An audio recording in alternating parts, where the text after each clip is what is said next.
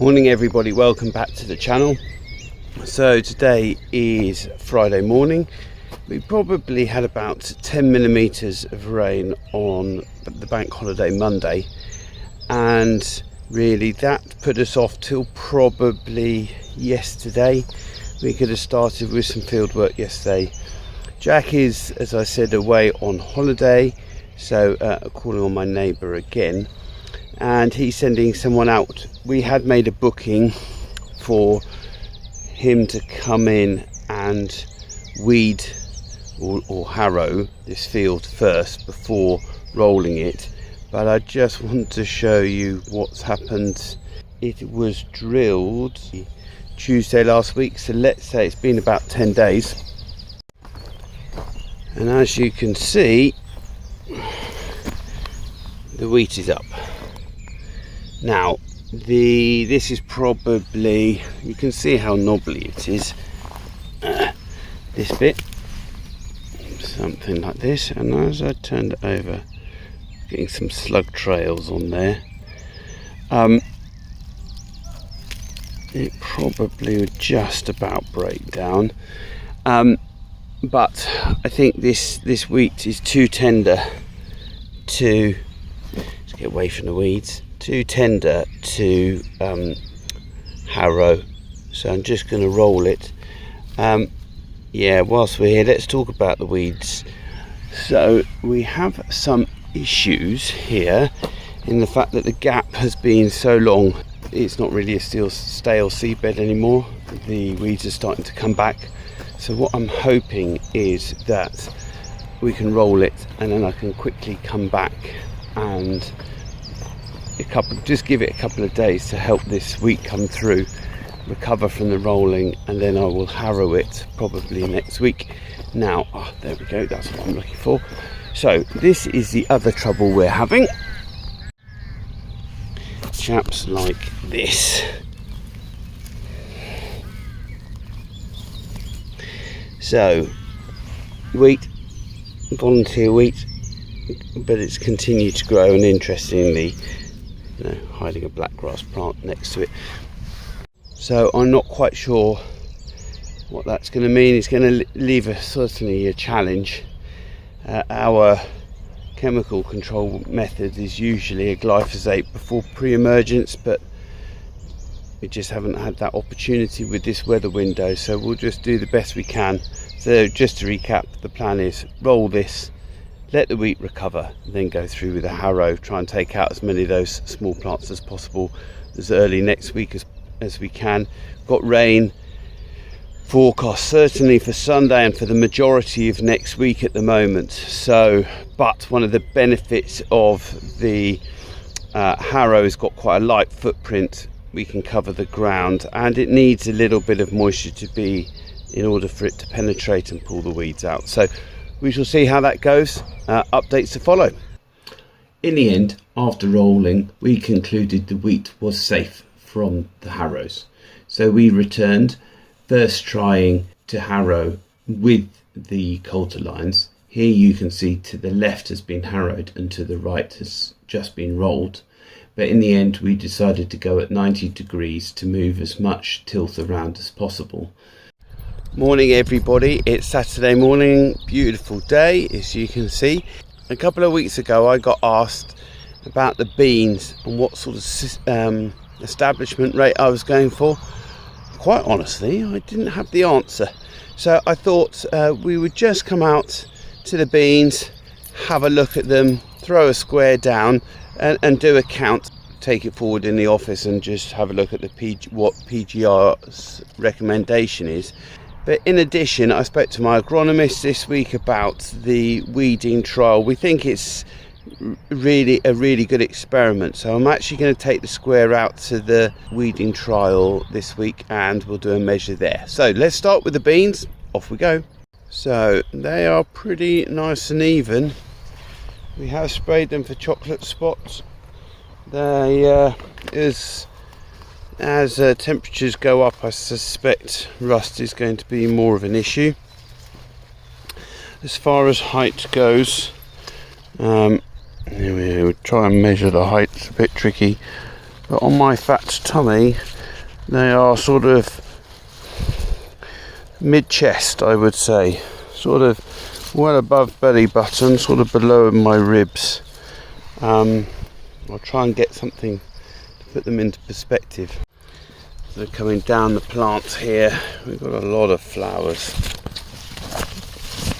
all the way down, and we haven't got any, not really any pod set yet. As, you know, the cleavers that we discussed earlier, we're going for the glyphosate control of those. So I'm sort of a fair distance away from the edge of the field now, and I'm not quite sure how we're going to do this, but what if we just put the square out? Oh, I've got a new assistant out with me today in addition to the pointer. I'll just show you a picture. You can see the occasional leaf move. Come here, Duke. Here he is, and the usual spotty version. And the reason for a black lab is, quite frankly, it's just exhausting running a pointer. Right, so got the square down, so let's do a quick count of how many plants we've got within the square. Well, it was never exactly going to be scientific, but 11 plants in the square, or stems I should say, stems in the square. I don't think any of them are particularly branched. Go down here, you can see here, look, that is effectively 3 out of 1. So let's go for 11 tillers per square, and we'll see how that all figures out when we get home and look at PGRO. Not something I've done before. So the PGRO recommends a plant population for bumble of 24 per metre squared.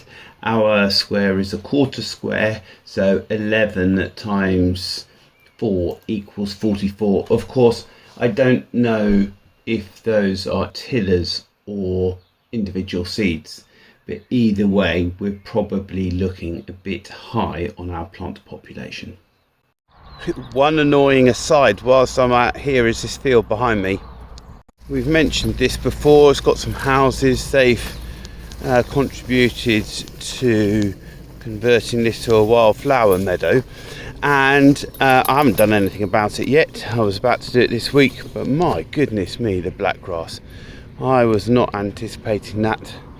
That has jumped up my priority list.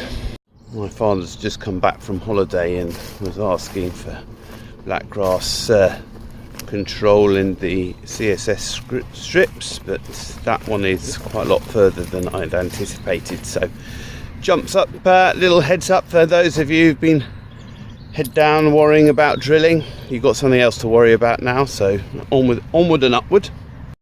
In addition, this is where we've been collecting our chipping pile, pre-chipping pile from the hedge.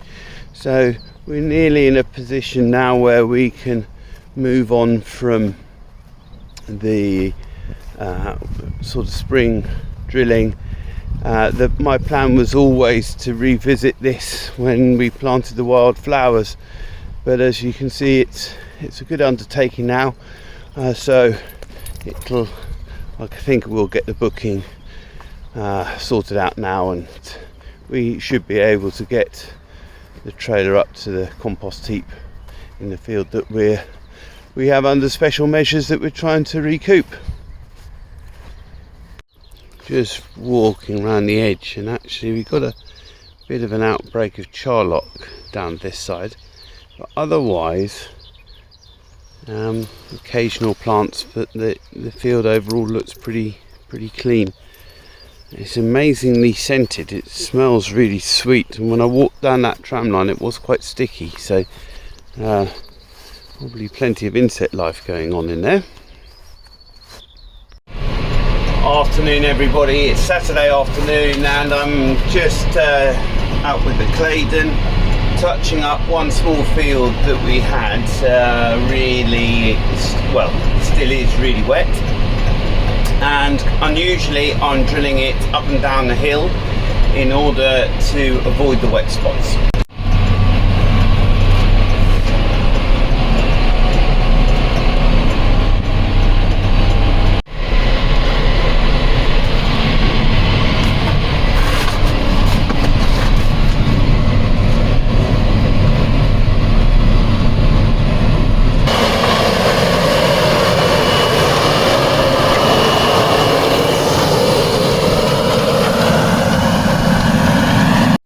Morning everybody, it's Sunday and we're out in the field. So as promised, we are just going to do a quick plant count, establishment count, once I remove the black Labrador puppy from this square. Hang on a second.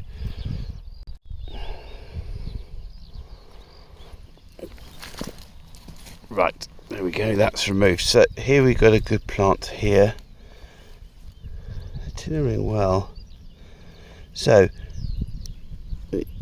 these stems, so each is individual, an individual seed. So we think that's how we can count it. We'll just count bases when it comes to doing the count in the office. So this first square is in the weeded section. We'll just go next door and take a square in the unweeded section. So this is the square in the non-weeded section. So we'll just do a plant count here. So just to reiterate the experiment, as far as dates go, we drilled this early March, came back about 10 days later with the weeder. So it was just before we saw the plants, the wheat emerging, but it should have been just below the surface, so there was a chance that we could damage the wheat. It has received a pre-em, it has received Avadex. I'm conscious that the action of the weeder will have compromised those chemical controls, but fortunately for this year, because of the regular rains we've had, it will be the best possible control time for the chemicals to work. In a dry year, we would anticipate that they would work less well and that we would get more efficacy out of the weeder. So this is, if we have harmed the preems, it really doesn't matter. This is a best case scenario for the preems.